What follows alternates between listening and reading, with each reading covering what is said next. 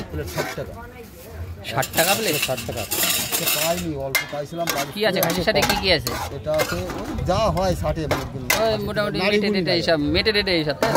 আচ্ছা আচ্ছা আচ্ছা। আর কি আছে? আর আছে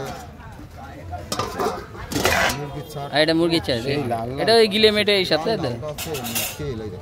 আচ্ছা আচ্ছা আচ্ছা আচ্ছা।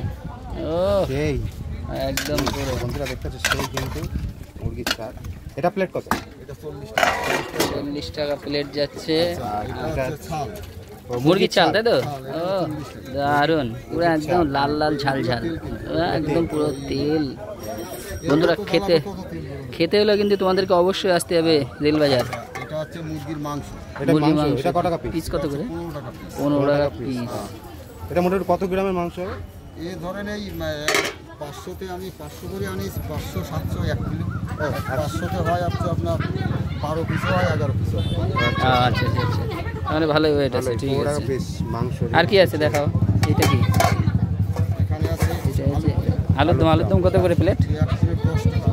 কত পিস থাকে মোটামুটি? 5 পিস 10 টাকা। 5 পিস 10 টাকা। আচ্ছা আচ্ছা।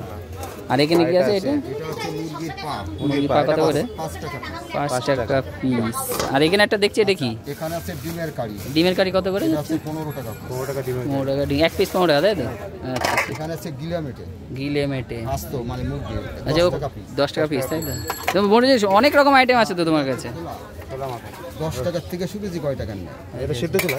হ্যাঁ, এখানে আছে রুটি। রুটি কত টাকা নিচ্ছে?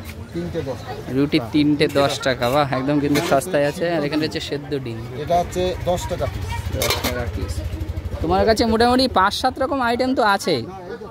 1 2 3 4 5 6 7 8 9 10 রুটি দিয়ে 11 রকম আইটেম। তুমি প্রত্যেকদিন কি বসো? আর কটার থেকে খোলা? কটার থেকে? এখন আসলাম মোটামুটি 6টার থেকে 11টা পর্যন্ত, তাই তো?